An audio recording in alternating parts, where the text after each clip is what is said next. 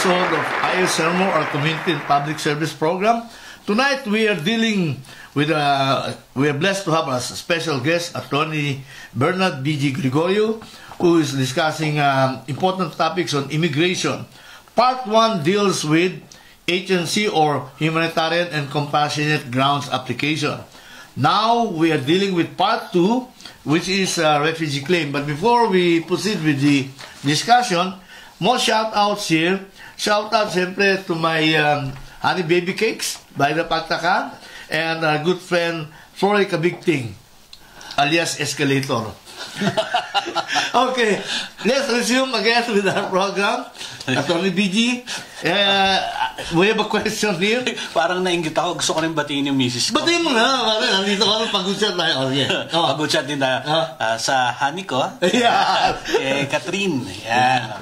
Sa mga anak ko. Briella, Cairo, and Katniss. Matulog na kayo. Overtime si Daddy.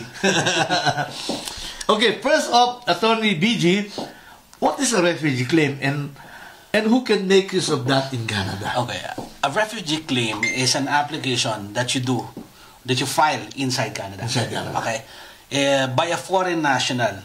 And this foreign national is seeking protection because they face serious harm if they go back to their country of origin. Or yung harm could be either physical or it could be death. Okay. Or umaabot nga yan doon sa serious Teka, sige. Okay. Kapag yung kanilang magiging buhay doon sa kanilang country of origin will be not just very inconvenient, but para bang deleterious na sa kanilang buhay. Life-threatening. Life-threatening. Or even kahit hindi life-threatening, yung hindi na sila makakapamuhay na maayos. Okay. So, not necessarily, not necessarily physical. Yes. So, it could be that, So, sa ilalim ng IRPA, yung Immigration, Refugee and Protection Act, yes. Sections 95 to 97, hanggang 98.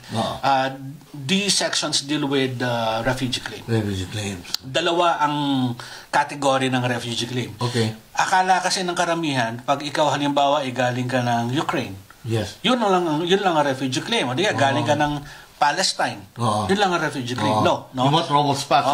Hindi kinakailangan galing ka ng trouble spots. If war-torn countries, yes. Yan. Hindi kinakailangan war-torn. Yeah.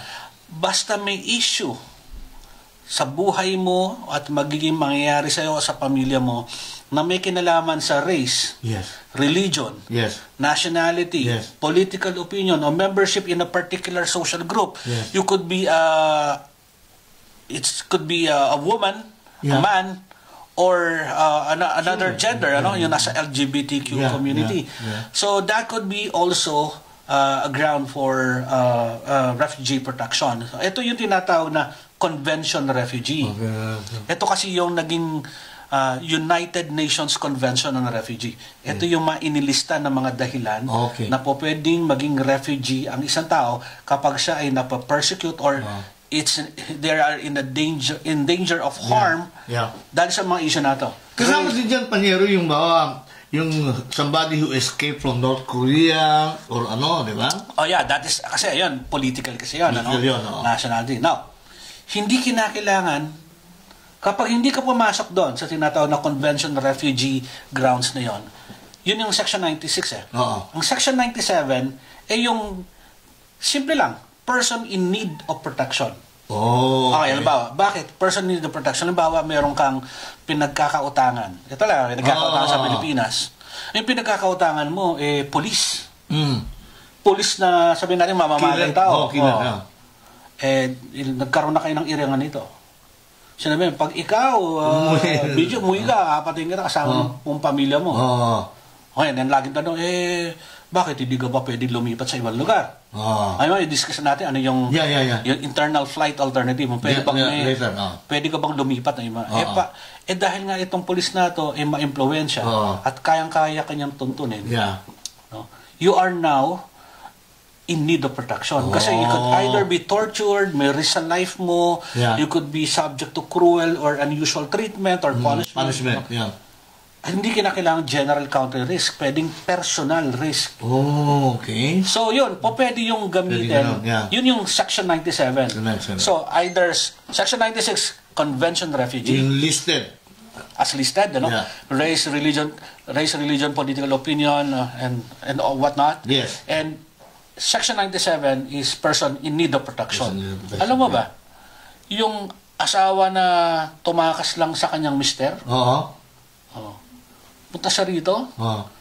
Ako sabi yung mister niya, nahanap ka kasi papatayin kita. Lagi siya, meron naman siyang, may recorded history naman siya ng violence. Yes. Granted. Granted, ha? Granted. Domestic, sabi nga, domestic dispute lang na. Yes, yes. Pero kasi, pumasok, ano? Pumasok siya. Nag-grant siya. Yeah. No? I will not tell you the name of the country. Yeah, of course, yes. Pero, actually, ganon ka nire-respeto ng Canada. Ang life and... yung life, liberty, and property. Yung pagrespeto nila sa Refugee Convention, ano? Antindi. Ako nga, naisip ko nga halos ang dami yung tao sa mundo po pwede humarap sa ganong sitwasyon. But of course, siyempre, dumadaan yan sa proceedings, ano? So... Panyero, meron iba nagsabi, nabanggit mo yung violence, ano? Paano yung mga hindi nag-aral ng violence? Patawa lang po. Di ba may interview ng artista? Ikaw ba yung nakaroon ng movie about violence? Ikaw naman, Eric, ang piano daw mo rin, violence pa. Okay. That's true. Yeah. Okay. So, anong ginagawa ng isang refugee claimant? Paano siya maging refugee claimant? Yes. Pwedeng pagdating sa port of entry, kahit ano man yan, inland office, port of entry, pwede siya lumapit, ano? Sabi niya doon sa border officer, I am claiming to be a refugee. I am claiming refugee protection. Yeah. So, yan. Mag-undergo na kagad siya ng mga process. Can you discuss just quickly from the time that he applies what happens in the process? Yan. May mga mapipila pa ng interview. Mga forms. May mga forms. Pag nakita, wala ka namang... So, sabihin mo kung ano yung situation mo. No? Tapos, ang normal na tinatanong, have you filed any other claim? Refugee claim sa ibang bansa. Kasi disqualifier yun eh. Okay. Sa ano ba, pag galing ka ng US, file ka na ng claim doon, pagdating mo rito, hindi ko pwede Hindi pwede. So, duplication. Pero may ibang process yun. Meron hindi refugee claim. Siguro sa next episode natin pwede na pag-usapan. Next episode. Yung mga hindi umuobra sa agency, hindi umuobra sa refugee claim. Meron third option. Galing talaga. Abangan niyo po ang next, ang part 3 natin. Part 3 tayo. Sige, Panyero. So, yan. Bibigyan sila ng papel ng CBSA. Tapos, they will have to wait for a call or a communication. And then, etong kagandahan, or they can, once they get in, without necessarily going to the border officer and saying, hi, I'm a refugee claimant. Pwede ka namang, pagdating mo rito, within 60 days, dapat gawa ka ng sa online. File ka ng refugee claim. Online, Online. So, meron website ng IRCC? Meron siya, So, may fill out ka lang doon, yung basis of claim. Tsaka meron yung mga usual mga questions, yung mga personal information, family information, lahat yan, Tapos, syempre, kukwento mo ano yung dahilan kung bakit ka natatakot na bumalik sa bansa mo. So, yan. Pag nagawa mo yon, either of the two, kapag preliminarily ay tingin ng IRCC ay genuine, sabi natin, may basis. May basis. Yan ay legitimate claim. I-refer nila sa RPD, sa Refugee Protection Division. Ito yung magko-conduct ng investigation ng hearing. But in the meantime, what's gonna happen? You will be granted at least, pag sinabi mo, kinlik mo yung you will be granted at least 2 years of work permit. Wow! Yeah. 2 years. Tapos meron kang at least 5 to 6 years of stay while your refugee claim. That gives you enough time to fulfill the requirements. Okay, that's good. Ang isa pa, yung hub, pwede kang binibigyan niya ng sabihin natin allowance. Yeah. May ano yan, binibigyan ng allowance. Allowance, okay. Ayan. Balikan ko lang kanina sa agency. Tingnan mo na, Panyero, bago shoutout ulit sa ating mga avid followers, Marlo De La Peña and Aris Bravo. Thank you for watching our episode for tonight. Ayan. Part 2. Okay, Panyero. Okay, so kanina parang di natin nabanggit sa agency. Ano ang end result nun? Kapag kayo ay napagbigyan sa agency, PR yon. Okay. Katulad din dito sa refugee claim. PR din ang Eligible ka na for PR, pareso. Okay. So, kanina sa agency, kapag mayroon tinatawag na admission in principle, tinanggap na, no? Yes. So, pwede ka na magtrabaho. Open work permit. Open work permit na. Okay. Ngayon, ang kasunod lang naman yun, mga criminal record check na lang, background check, But, ang dulo nun, papuntang PR yon. Ganon din sa refugee claim. That's very good. At least, the claimants or applicants become more productive members of society and they pay taxes to the government too. As Because the government of Canada does not want you to, just while away your time here, Yes. Kinakailangan maging productive. Productive ka, yeah. Okay. So, kinakailangan lang, importante, mapatunayan mo na credible, consistent, at detalyado yung narrative mo, no? At yung meron talagang serious harm, at ito yung may kinalaman sa either doon sa convention grounds, o sa Section 98, 97, yung 97 pala, yung personal harm, personal harm. At importante may corroborating evidence naman. Oh, yeah. But you know what? Under doon sa mga case law, the refugee claimants are not mandated or not required to have corroborating evidence. Really? If they cannot produce it. You know why? Yeah. Kasi pag umalis ka sa bansa mo, paano ka naman Yeah, makakahili? you don't have the records, you don't have the records. Tumakas ka eh. Yeah, that will defeat the essence of refugee claim. So, ito yung kagandahan dito sa refugee claim. The law actually is in favor of you, no? Unless you prove otherwise. You prove otherwise. So ito ng presumption of innocence. May presumption of truthfulness in your allegation, your application. So now, Panyero, you've answered already what makes someone a refugee, right? In the eyes of Canadian law. Now, what role does this is a question that was asked of me. What role does the basis of claim form play in the refugee process? Ano yung basis of claim form? The basis of claim actually is para sabihin natin, this is your statement. Ito yung, kaya sabi, basis of claim. Dito nakadetalye, kahit paano. Although not in... Yung facts. Yung facts. Yung general statements mo. No? Yeah. Although, kapag nasabit mo na yung BOC, you are also allowed to submit later on, 10 days before the hearing, at the very least, may submit mo yung iyong disclosure records.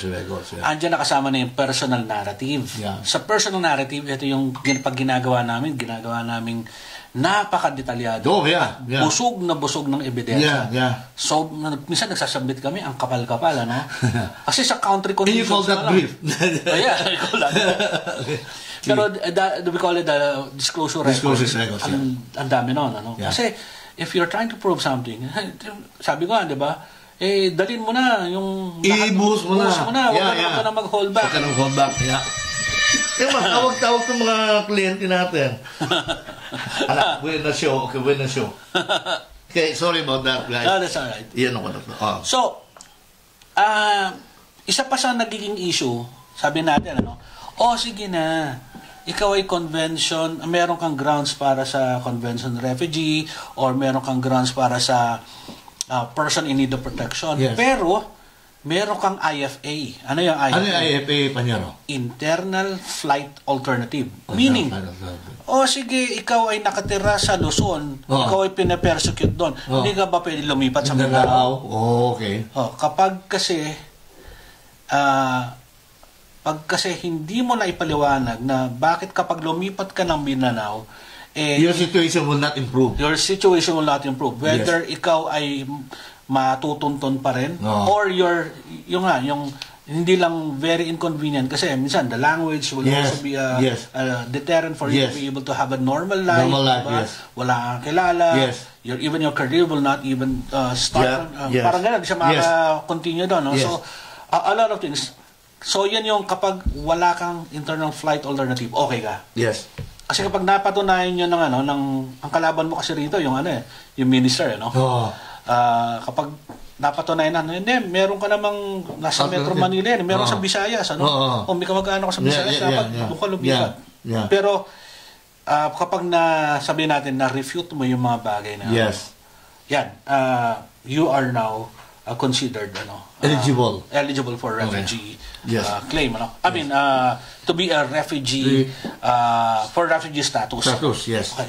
So once granted yan, sabi ko nga, you become eligible for PR. Yes. So you mentioned na mag-apply ka ng refugee claim, Panyero, no? Now I take it na magkaroon ng hearing yan. Okay. So tell us, how does the refugee hearing work and what happens on the day of the hearing? So our viewers will have an idea of the process. Ngayon kasi virtual na halos yung mga refugee claim hearing. Oh, no need for personal attendance. May in person. If you choose to be so present, pwede naman. Okay. Pero for the most part, laging laging virtual. So you'll face the is it a panel ba yan? Panyero? Isa lang. Isang hearing officer, yung panel, although tinatawag na panel member, isa lang ang, although panel member yon, isa lang yung panel member na umaattend sa hearing. At kung kailangan mo ng interpreter, yun lang yung lilitaw din sa screen. Tapos ikaw, tapos kung may counsel ka, nasa tabi mo. Katabi mo, So, nangyari, ito sa room na to. Yun lang, Pwede yung counsel mo online in another location din, o? Pwede rin. Pero mahirap yun, mas maigi na nandun kasi you can somehow provide, sabihin natin, not just confidence, but also emotional and psychological support. Yes. Iba yung alam mo may katabi kang, Correct. Yeah. Especially kapag if it's highly emotional, yung sitwasyon. So you really have to be there. Now, ang nangyayari doon, tinatanong ng panel member yung claimant. Okay. So it's like, questioning yan eh. Cross-examination parang? Hindi naman. Some panel members would be so lawyer-like. Would be so lawyer-like, talagang cross-examination. Pero marami akong na-encounter na ang panel member, napakabait. Alam mo, minsan nga, marami pagkakataon. Pag nakita nila yung disclosure records, convinced na sila eh. Ang nangyayari na lang sa hearing, tatanungin ka, so, who are you? Siyempre, identity, no? And why do you not want to go back to your country? Yun. Minsan, isang statement lang ganon, okay, I'll give you your positive decision, just wait for my decision in about an hour. Wow. Usually, ang hearing yan, 4 to 6 hours. 4 hanggang 6 hours. 6 hours, Pero kapag umabot ka naman 3 oras, 2 oras, maganda-ganda laban mo. So, signal yun, it's a sign that okay na sila. Okay sila. Kasi the bulk of the work there is not actually the hearing itself Yung presentation mo. Yung disclosure record mo. Kasi andun pag nakita nila, okay, believable. Okay, authentic yung mga documents. So we can see from what you said, Attorney BG, na you really, guys who are thinking of applying for a refugee claim, you really need expert service of a lawyer who can provide counsel and, knowledge and guidance about the disclosure statement. That is my suggestion. Kasi kung gagawin mo yun, you don't know. Yung mga technicalities. Well, that is my suggestion, not to overemphasize the need for or my role as a legal professional. Pero you need someone really to guide you throughout the whole process. Kasi maraming blind spots dyan. Hindi po pwedeng kahit napakatalimong tao, kahit ang mga abogado nagkakamali yun. So, ngayon, sabi ko lang, paano kung ma-refuse? Diba? Paano mag-ma-refuse? Patay ka. Pag na-refuse actually, meron ka pang appeal. Sa federal court? Meron silang RAD. RAD din. Para sa agency. So, meron silang Refugee Appeal Division. So, yan. Meron kang tatakbo yan. Usually, matakbo yan mga matagal-tagal din. Minsan, umabot 1 taon. Buys your time again. Ang refugee claim, dahil sa dami ng claimants ngayon, backlog. Kung nag-file ka ngayon January, baka ang hearing mo next January na Wow. Minsan 1.5 years pa. Meron kaming kliyente na 2 years na. Bago nag-hearing. Tapos, pag na-deny, so meron ka mga 6-8 months or almost a year doon sa RAD. Paano pag na-deny pa rin sa RAD? Tingnan mo na, Panyero. So, doon mo makikita, it buys you time to... So, ang prudent course of action is file refugee claim, and then kung hindi ka kumpleto, you can make use of the 1-year time or period to provide your evidence or proof. Exactly. So, sabi nga, kapag nag-file ka ng claim, huwag kang magtamad-tamad. Patay-atay, oh. Dapat, i-beef. Yun ang gagawin mo during the time naghihintay ka ng hearing. Yeah. Nagkakaroon ka ng active, naging proactive ka doon sa pag-gather ng evidence mo. Kami ang ginagawa namin, meron kami mga milestones. Milestones, yeah. Ako, may checklist ako. Yes. So, kung ito, nakompleto na ba? Ito, kulang to. Ito, kahit ako, binibigyan akong kliyente ng checklist ng kinakailangan yung i-produce. Okay. So, kasama pa rin dyan, Panyero, yung integrating with community o mga community service, kasama rin. Also, parang agency rin. Okay. Yeah. Okay. Parang kasi nagmamatter din yan. Yeah, of course. Yeah. But of course, the bulk of the evidence should pertain to the risk, no? Pero of course, hindi sinasabing hindi tinatanggap yung kung may community integration at contribution ka na. Ang laking bagay din nun. Laking bagay. Kasi, sige, mag-grant yung refugee claim. Anong gagawin mo ngayon dito? Tinatanong yun. Anong balak mong gawin? Anong plano mo? And some refugee claimants will say, I will continue my studies.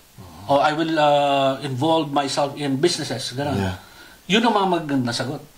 Kasi yun ang hinihingi ng mga parent member. Be a productive member. Exactly. Hindi yung ka lang. Huwag kang pabigat. Yeah. Sa madaling hindi entitlement mentality. Yeah, okay. O maging dumagdag ka sa solusyon kaysa sa problema. Yes. Be part of the solution. Okay. Pag na-deny yan sa RAD, meron kayong judicial review. Sa federal court? Okay. Na-deny sa federal court, katulad din ng agency, meron din Federal Court of Appeals. Pero Appellate Division. Kapag may na-deny sa appeal, although kailangan talaga, medyo manipis-nipis na yung grounds mo, pwede ka pa mag-Supreme Court. So, quote yung kanina, agency tsaka sa refugee claim. Pwede mong gamitin lahat ng available remedies for you. Yeah. So, hindi porket natalo ka rito, that's the end of it. But take note, you should always look out for that removal proceedings. So again, without the risk of being redundant, dyan makikita ng mga viewers natin and audience yung importansya ng legal counsel. Kasi normal people, hindi natin alam kung after ma-refuse ka, anong next step, hindi natin alam yon. But only competent legal advisor can advise you on the next step. Okay. Yeah. Oh, thank you. Thank you for that. I mean, alam mo, sa dami ng mga policies ngayon ng Canada, yung mga changes dun sa immigration policies, kahit ang mga immigration consultants, ang mga immigration lawyers, kinakailangan nila i-upgrade lagi, i-update ang sarili. Yeah. Okay. Kami nahihirapan kami na umabol. Yeah. Kasi laging pabago-bago. Yeah. Trabaho na namin to, parang nahihirapan. Yeah. Kinakailangan namin i-obligay na sarili namin na updated. Yeah. What more kung non-practitioner ka. So, medyo mas mahirap intindihin yung mga concepts sa mga doctrines, at especially yung mga papel na kinakailangan submit. Yeah. Ano mga common reasons a refugee claim gets refused, Panyero? Of course, pag nakita nila na bogus yung claim, hindi factually truthful, even documents are fabricated, and isa pa, importante, merong internal flight alternative. There are other places in their country where they can, at least move or relocate. Yan yung mga dahilan. Paano, Panyero, kung napatunan na yung claim is scripted? Ang next, pwede ba mag-apply yung mga contractor o yung mga congressman? You don't have to answer it. You're not comfortable pa niya ako. But you know what? They can, actually. Pwede. Kung pupunta sila rito and they have all the reasons to say na I'm being persecuted. Kasi at this point, just to answer it head on, hindi naman natin alam kung sino pa nagsasabi ng totoo. Alam natin may korupsyon. Meron. Alam natin may korupsyon sa Pilipinas. Hindi natin alam kung sino pa yung nagsasabi ng totoo o yung nagkukulang ng pagsasabi ng totoo. Could be one of them or could be all of them. So, hindi natin alam kung legitimate yung persecution o kasi kung if it's in accordance with law, that's not persecution. Diba? Pero may bibigyan ko isang kaso. Isa siyang police. PR na siya, pa-PR na siya. Nag-deny ang kanyang PR. Ang kanyang sitwasyon, kasi naging part siya ng parang anti-illegal drugs na unit ng police.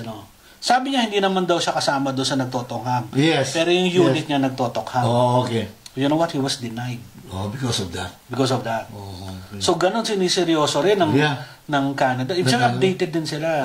Kasi ang Canada, ang IRB, Immigration Refugee Board, meron silang tinatawag na National Documentation Package.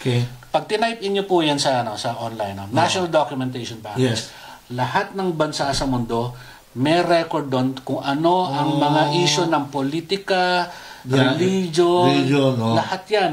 May record kasi sila. convention member ng Canada, di ba? Correct. So, kunyari, sabihin natin, galing ka ng Botswana. Pag galing kami Botswana, alam ng Canada kung ano nangyayari sa Botswana. So, gano'n din. Alam nila sa Pilipinas kung ikaw ba'y parte ng itong grupo na ito.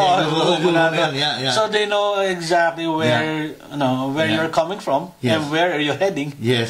Although they may not necessarily agree with one political position, as is in the Philippines, but they will say,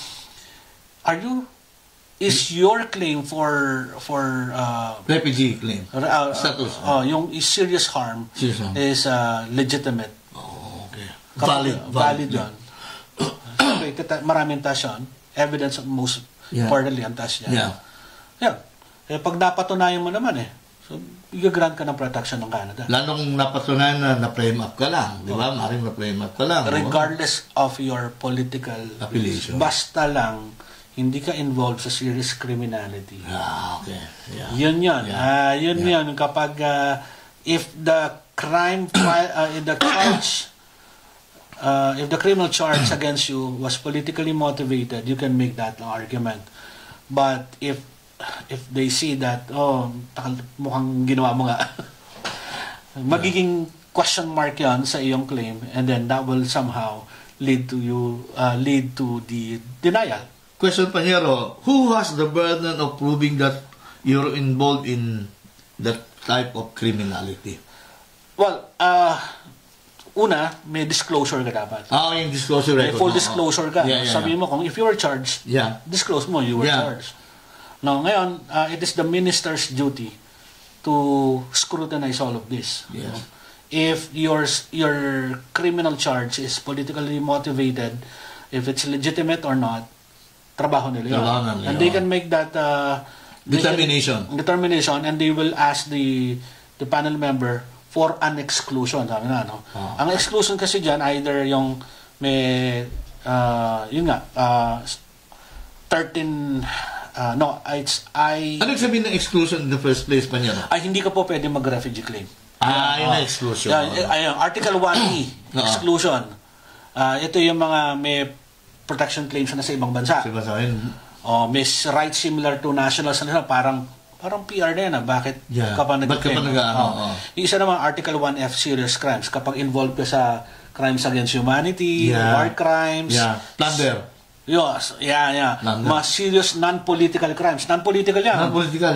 Economic or acts contrary to the UN purposes. Okay. So, kapag involved ka dun sa mga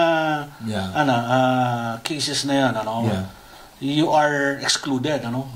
Article 1F, gagamitin ng minister yan. Sasabihin, to si BG, huwag yung isali to kasi excluded person. Ito yung involved to sa flood control project. Kung nakakuha to ng 2 billion. Yan. Kahit sabi mo, I want politically motivated. Yung insertion ng ganito. Hindi ka basta makapag-apply. Brownite, narinig natin yun, ha? Okay. Disqualified ba si Brownite? Hindi, si Brownite, I can vouch for his character. Yeah. Engineer yan. Walang flood control project yan. District engineer yan sa Bacoor. Hindi ba? Sige, Panyero. Tuloy natin. Okay, so, ang LGBTQ is a very touchy subject. Yes. But, in my experience, it's like almost 100% nagagrant yan. Nagagrant yan. Yeah. Well, at least in my experience. Yeah, in your experience. Nagagrant yan. Yeah. Basta ipapakita mo na ang country condition is that your country is not welcoming when it comes to... They don't tolerate. They don't tolerate. In fact, they persecuted, and there are actually laws... Put to death. There's some are put to death. Laws penalizing it with imprisonment or death. Yeah. Marami yan, mga bansa na yan. It's a national policy. Correct. It's a policy. So, nagagrant yan. Nagagrant yan. So... Baka yung ba mag-member na LG? Joke. Okay, Panyero. Tuloy mo. Okay, so, importante, if you are qualified dito sa grounds na to, yes, importante, start compiling your evidence. Yeah. Even before you file a claim. Yeah, document mo na. But make sure you are doing it within the period na dapat. Either nung pag dumating kayo rito, 60 days. Yeah. At yung paggawa ng basis of claim at yung pagpa-file niyan sa yung online. Ask someone to assist. Yeah. Kasi may mga technicalities involved. Importante yan. Yeah. And sa akin nga, communication is also very important as evidence. So if you're being persecuted, siguro naman may naiwan sa Pilipinas, kunyari, na nakakausap mo pa. Kasi sabi, uy pare, hinahanap pa rito, papatayin ka raw. I-document mo yun. I-preserve mo yung evidence ito. So, you can ask him to send you a sworn statement? That could be a sworn statement. That could be kahit blatter report o barangay report. Okay, yeah. Or even the screenshot of the conversation with that friend. Okay. That is acceptable, ha? Basta maipakita lang may pangalan o yung number. Na hindi lang ginawa. Hindi fabricated. Hindi manufactured. So, importante yun. Sa practice namin, what we do is that when we listen to the story of the client, alam na namin kung ano yung mga ebidensyang kailangan. So, we provide them with a checklist. A checklist, we work on that checklist habang naghihintay tayo ng hearing. Thus, every month, nire-require namin ng, update, ano nang update dyan. Ito, wala, kulang pa daw, kulang ganito. At ikaw rin, gagawin mo sa sarili mo na mayroon ka rin timeline. So, check, kulang pa ako ng barangay report, kulang pa ako ng statement mula sa kapitbahay ko, kulang pa ako ng ganito. O ginulpi ako, kailangan ko makakuha ng medical report. I mean, kunin mo lahat. So, always be active, maging proactive doon sa iyong claim. Dahil kung totoong persecuted ka, edi talagang ayaw mo umuwi. Paano ka mapapauwi kung paano kang hindi mapapauwi kung hindi mo naman tinatrabaho? You have to prove yung mo. Okay. Hindi porket nabigyan ka na ng work permit, okay ka na. Thank you, Panyero. Further shout out here, Ms. Pe Mendoza. Thanks again for watching our episode for tonight. Meron pa ba, Ronite, na ay mga kabarangay mo sa Bursam. Ronite. Pabati lang mga kaibigan. Ayan, ibatiin mo na rin, yung mga Aguilar na natin. Karancho.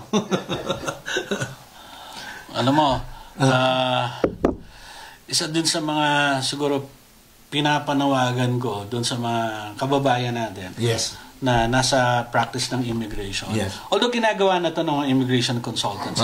In fact, I heard yung Big Four dito, they always conduct seminars, o yung mga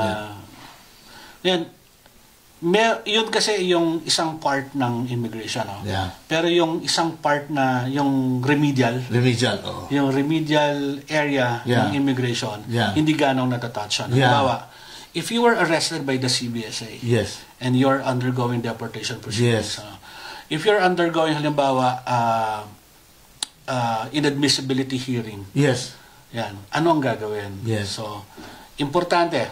Siguro iwan ko to, no? Yeah. Kapag nandun kayo sa ganong sitwasyon, inaresto ng CBSA, you always ask for hearing. Yes. Sabi niya, I am invoking my right. Yeah. Due process For a hearing. Yeah. Kapag sinabi mo yan, obligado ang CBSA. Oh, okay.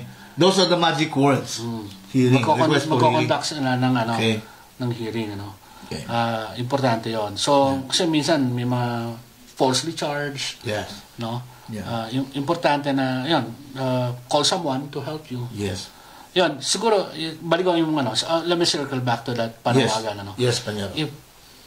If the immigration consultants and some of the lawyers who are practicing in the area of immigration, yes, siguro sama-sama tayo. Yes. Cover natin that portion of the immigration issues confronting every aspect Filipino community and then the remedial yes. issues and then areas na po pwede natin makover. Yes. And then we can work together. Yes. Kasi hindi yan sa akin yung rejection tsaka denial ng application is not the end of the road. No. Yeah. Meron talagang remedy pa rin. May remedy yan. Yeah. As long as you are still within the bounds of the law, yeah, you're doing it within the procedure, yes, no? At hindi lapse. Minsan kahit may lapse, lumagpas na ng deadline. May mga paraan pa rin, pero importante, you know what to do and you know what the remedy available for you. Yes. Kapag nalagay ka sa ganong sitwasyon. So, siguro, invitation yan sa ibang mga nagpa-practice. Yeah. Not only that, I mean, sabi nga, there's a saying, the ocean is so huge that there's lots of fish, okay? Enough for you, enough for him, enough for Atty. BG, right? Yeah. Sa akin hindi importante. Sa akin mas importante relasyon kaysa yung billing. Yeah. Kaysa yung whether pera o kung hindi yung lahat nito para sa all for the glory, honor, and praise of God. Yes. Ginagawa Amen. natin ito. Amen. So, Amen. Gawin natin lahat ng pwedeng magagawa natin. Uno na matulungan natin mga kababayan natin na naghahanap ng advice. Yes. At hindi lang advice, yung pwede silang i-guide throughout the process. Yes. Tapos, any final word? Yeah, any final word? Sabi nga kanina, sa lahat ng ginagawa mo, you always take it from the source of love that you have. Yeah. Yung God's love is incomplete without sharing it to another. Yes. Or sharing it with one another. Yes. Incomplete yung love na yan. So, this is your way of showing love. Kung ano yung binigay sa iyo ng Panginoon. Yes. Kung mas marami, you are burdened to share dapat mas marami. Now, pero, kung sakali man yung mga inaasam at pinapanalangin mo, hindi mapagbigyan. Yeah. Hindi sinasabi ng Diyos na wala na. Maaaring the Lord is only leading you to another redirection. Yes. It's not a rejection per se, but it's a redirection. Yes. And sabi nga, you always put your trust in the Lord, Proverbs 3 verse 5 to 6. Yes. Ilagay mo lahat sa Panginoon. Sabi nga nila, the Lord answers our prayers in 3 ways. Yes, I will give it to you. Number 2, no, it's not the right time yet. And number 3, I have something better for you. Amen. Yeah. So ayan, we're not pontificating him No. here, pero I can tell you those are true in my life, and I'm supposing in your in Paniera's life, at kay Bro Knight, totoo yung mga salita na yan.